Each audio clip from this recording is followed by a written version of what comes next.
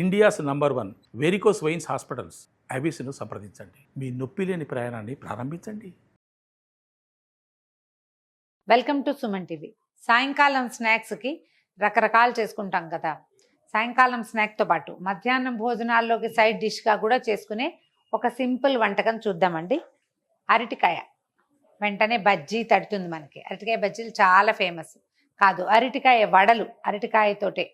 ఇప్పటికి ఎప్పుడో ఎన్నేళ్ల క్రితమో కాకినాడలో ఉన్న మా వారి కజిన్ బ్రదర్, మా తమ్ముడు వాళ్ళ ఇంటికి వెళ్తే అమ్మాయి తను చేసిందనమాట అరటికాయ వడలు. చాలా ఇంట్రెస్టింగ్గా ఉన్నాయి. ఆ తర్వాత ఎప్పుడు చేసుకునేవాళ్ళం. ఓ 2-3 అరటికాయలు తీసుకోండి, మీ అవసరాన్ని బట్టి 3 అరటికాయలు తీసుకుంటే ఫ్యామిలీకి సాయంకాలం స్నాక్స్ సరిపోతుంది. ఈ కాయకి తలా తోక కట్ చేసేయండి. కట్ చేసి 3 లేదా 4 ముక్కలుగా కాయ సైజుని బట్టి ఇవి ఉడికిచ్చేసుకోవాలి. మనం ఉడికిన అరటికాయతోటి వడ చేసుకుంటాం అనమాట. ఈ అరటికాయలని ఉడికిచ్చేటప్పుడు మనం కుక్కర్లో పెడతాము. కుక్కర్లో డైరెక్ట్గా పెట్టేయచ్చు. కొంచెం నూనె వేయకపోతే ఈ అరటికాయల్లో ఒక రకమైన జిగురు ఉంటుంది చూడండి, అది గిన్నె అంచులకి పట్టేస్తుంది.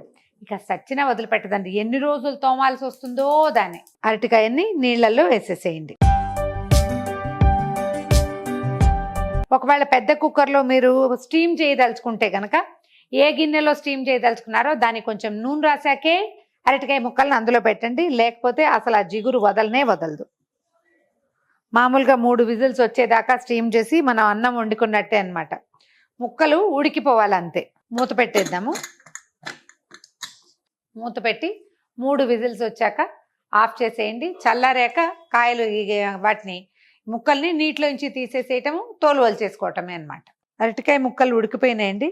కొంచెం వేడిగా ఉంది కదా, కాస్త చల్లారుతుంటే మీరు తోలు తీసేయచ్చు. బాగా ఉడికిపోతే చక్కగా ఊడొచ్చేస్తుంది. కొంచెం వేడిగా ఉంది, వెంటనే తీయాలి, చకచకా పని చేయాలంటే అవ్వదు. కాస్త గ్యాప్ ఇస్తే ఈజీగానే ఊడొచ్చేస్తుంది. ఓ ఘాటు పెడితే చాలు, మొత్తం అంతా వచ్చేస్తుంది. కొంచెం చల్లారితే చేయి పెట్టగలరు, వేడిగా ఉంటే చేయి పెట్టలేరు. కాస్త దీన్ని ఒత్తేసేయండి, మొత్తం అన్ని ముక్కలు కలిసిపోయేలాగా. ఇది లేపైనా పర్వాలా, మనం గరిటెతోటో పప్పు గుత్తితోటో చేతితోటో దీన్ని చక్కగా మ్యాష్ చేసేయటమే. ముద్ద చేయాలన్నమాట. దీన్ని ముద్ద చేశాక దీంట్లో ఏమేం వేయాలో చూద్దాం. ఒక 3-4 స్పూన్ల బియ్యపిండి,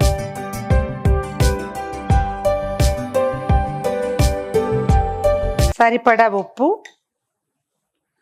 కొంచెం కారం. కాస్త రంగు వస్తుంది కారం వేస్తే. మనం ఎలాగో పచ్చిమిర్చి వేస్తాం. ఒక స్పూను, పెద్ద స్పూను అల్లం ముక్కలు. అల్లము, పచ్చిమిర్చి, కొత్తిమీర, కరివేపాకు గ్రైండ్ చేసి కూడా వేసుకోవచ్చండి.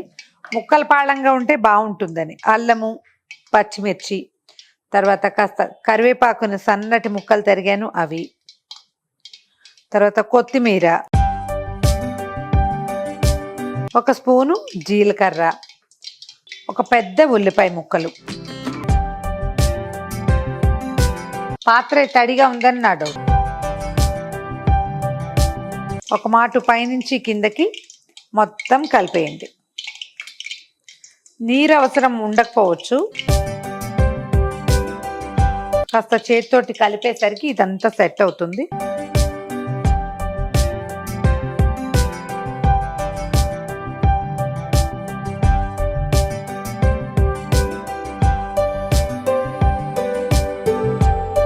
దీంట్లోకి ఇంకా సోడా లాంటివి ఏమి అవసరం ఉండదండి, డైరెక్ట్గా వేసేసుకోవచ్చు. మీకు ఏమైనా ఇంట్రెస్ట్ ఉండి అవి ఇంకా ఫ్లఫీగా రావాలంటే వేసుకోవాలి, కానీ లేకపోతే ఏమి అవసరం ఉండదు. చక్కగా కరకరలాడుతూ వేగుతాయి. పిండి ఆ శాంతం కలిపేసేయండి. నూనె కాగిందో లేదో చూద్దాము. నూనె కాగిపోయింది. కొంచెం సిమ్లో పెట్టి వీటిని ఒక్కసారి తడిచేయి చేసుకుని ఉండలు చక్కగా ఉండలు చుట్టి పెట్టేసుకుంటే ఒక ఉండ తట్టి మనం మసాలా వడ ఎలా వేసుకుంటాము అట్లా వేసేసుకోవటమే. ఇలా మీరు కందని కూడా చేసుకోవచ్చు. కంద వడలు పల్చగా చేయాలి. కందలో బియ్యపిండి వేసుకోవచ్చు, కందిపొడి వేసుకోవచ్చు, పెసరపిండి వేసుకోవచ్చు, ఏదైనా వేయచ్చు. కానీ మందంగా చేయడానికి వీలేదు. కొంచెం పల్చగా చేసి ఒత్తుకుంటే చాలా బాగుంటుంది. ఉండలు చేసుకుందాం. ఇది ఏదైనా ప్లేట్ మీద దేని మీద అయినా ఒత్తుకోవచ్చండి. మన అలవాటుని బట్టి చేయటమే. ఆ నూనె కవర్లు వాటి మీద కూడా ఒత్తుకోవచ్చు. మనకి ఎట్లా అలవాటు ఉంటే అట్లా చేతితోటి కూడా చేసి వేసేసేయచ్చు. చూడండి. ఇంకా నూనె మీద వత్తాల్సిన పని లేదు. కొంచెం తడిచేయి చేసుకుంటే ఇది కరెక్ట్ గుడ్ షేప్లో వచ్చేస్తుంది. అంచులు పగిలిపోకుండా చేయండి అంతే.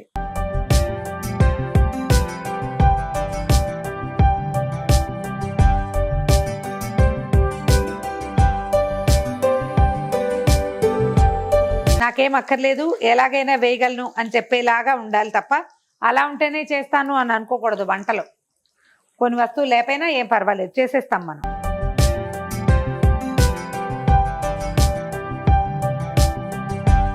మనం ఒక్కొక్కటి తీసేస్తూ ఇంకోటి ఎక్స్ట్రా యాడ్ చేసుకుంటూ చేయొచ్చు.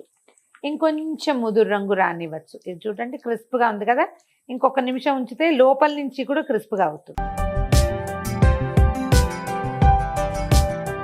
భయపడద్దు, దబక్కని పడేయద్దు, స్లోగా వదిలిపెడితే అది చిటిచిట్లాడదు, కొంచెం స్లోగా వస్తుంది, ఈజీగా ఉంటుంది. ఫస్ట్ వేసింది తీసేద్దాం, మనకు కనపడుతూ ఉంటుంది. ఇది తేలింది చూడండి, తేలింది ఎలా గలగలలాడుతుందో చూడండి. ఇప్పుడు ఇందాక వేసింది ఇదిగో ఇది.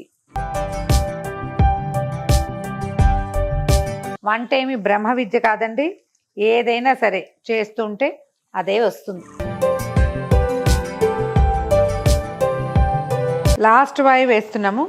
ఇది చూడండి, చేత్తో ఇలా సింపుల్గా ఒత్తేసుకోవచ్చు. ఎవరైనా సహాయం ఉంటే ఇంకా ఈజీగా ఉంటుంది.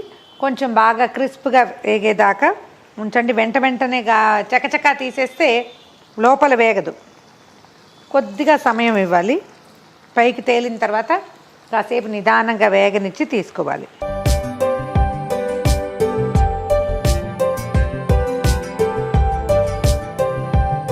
ఎంత బుజ్జివి కావాలన్నా చేసుకోవచ్చు, పెద్దవి కావాలన్నా చేసుకోవచ్చు. చిన్నపిల్లలు ఉంటే ఈ చిన్న వాటిని చూసి సరదా పడతారు. భోజనంలో వేసేటప్పుడు కొంచెం పెద్దవి వేసుకోవచ్చు. ఈవినింగ్ స్నాక్స్ లేదా స్కూల్కి కిడ్స్కి పొద్దున పూట పెట్టేటప్పుడు ఇలా చిన్నవి వేస్తే చక్కగా పిల్లలు తీసుకుని తినడానికి బాగుంటుంది.